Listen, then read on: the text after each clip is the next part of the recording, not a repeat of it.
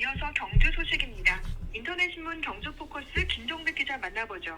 안녕하세요. 예, 안녕하십니까. 네, 제21대 국회의원 총선거 소식부터 살펴보겠습니다. 오늘 경주에서도 국민의힘 공천 경선 결과가 발표됐죠? 예, 조금 전에 발표가 됐는데요. 김석기 현 국회의원이 그 후보로 최종 국민의힘 공천자로 최종 확정이 됐습니다.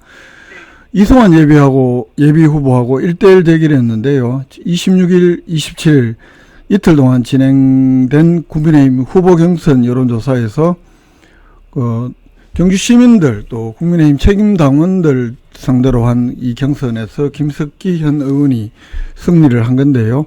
네. 김석기 국회의원은 조금 전에 모두 경주 시민들의 덕분이다. 그리고 당원분들의 덕분에 감사드린다.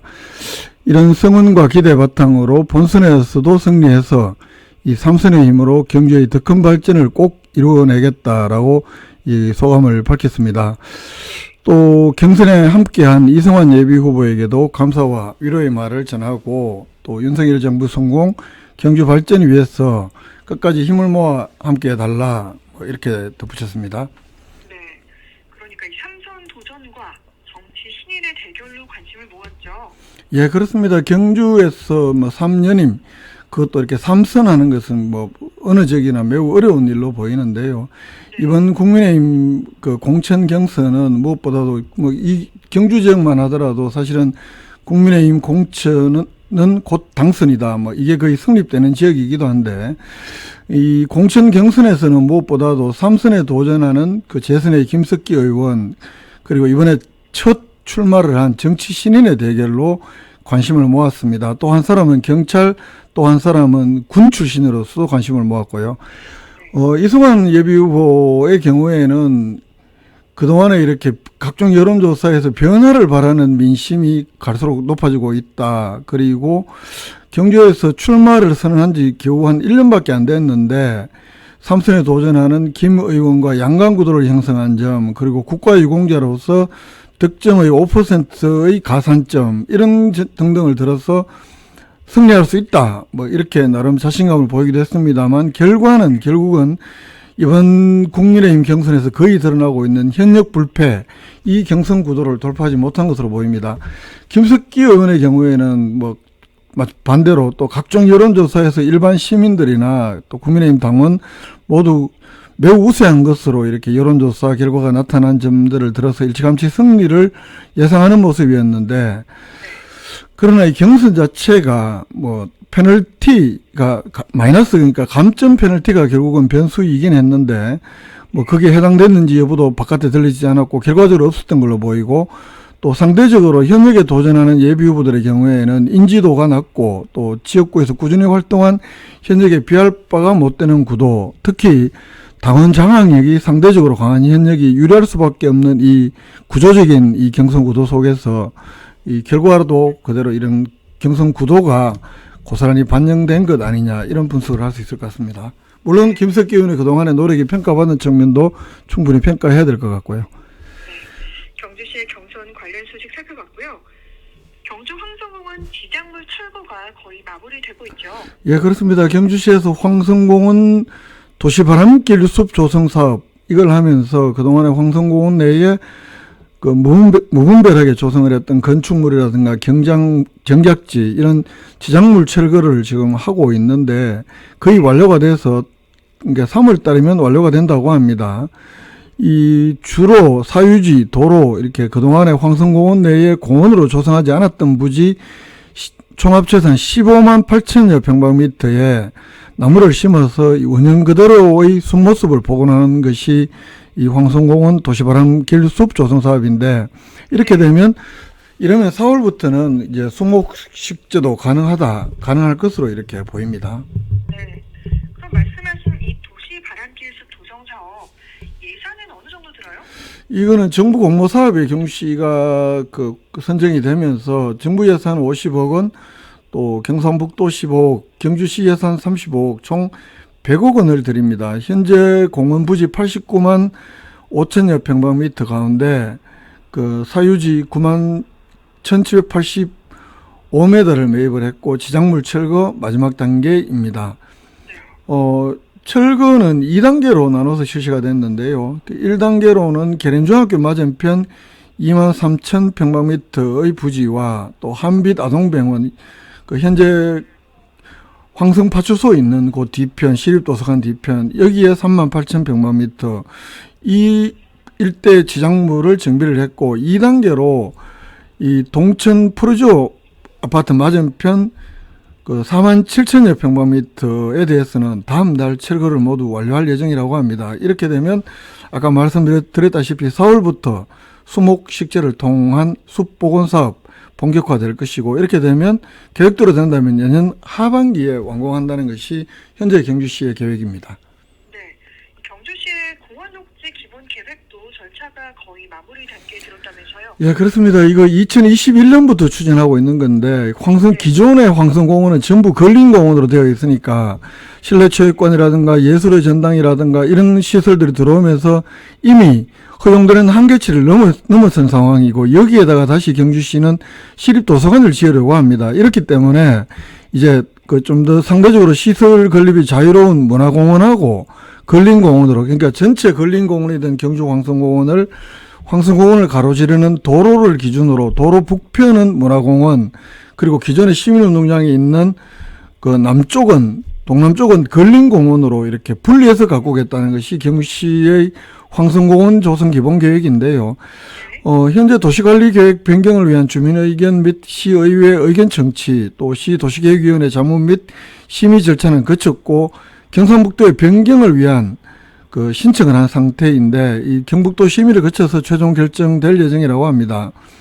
이렇게 되면 황성공원 부지 89만여 평방미터 가운데 한 3분의 2가 조금 안 되는 한 57만 평방미터는 근린공원으로 용도를 유지해서 좀 더 숨만 있는 공간으로 보존을 하고, 나머지 31만 5천여 평방미터는 문화공원으로 변경해서 이렇게 시민 편의 공간이 밀집되는 주제공원으로 정비한다, 이런 계획입니다만, 말은 어렵습니다만 결과적으로 보면 두 개로 나눠서 실내체육관이 있는 쪽은 좀 더 건축물이 많아지고, 기존에 있는 시민농장 쪽은 시민운동장도 헐고 앞으로 그 자리에 좀 더 나무를 심어서 숲을 좀 더 많게 가꾸겠다, 이런 계획입니다. 전체적으로 보면 기존 황성공원을 생각하면 좀 숲부지는 조금 적어진다, 이렇게 볼 수 있을 것 같고요.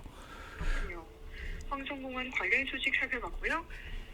경주시에서는 지난해 1년 동안 부동산 실거래 허위 신고가 몇 건 적발됐습니까? 예, 작년 1년 동안에 부동산 관리 시스템 실거래가 모니터링이라든가, 또 부동산 실거래 질서 교란행위라든가, 교란행위 신고센터라든가, 또 자체조사, 이런 것들을 통해서 지난 1년 동안에 부동산 실거래 의심 사례 350건에 대해서 경시가 정밀 조사를 해서 그 결과 24건의 위반 사항을 적발했다고 합니다. 네.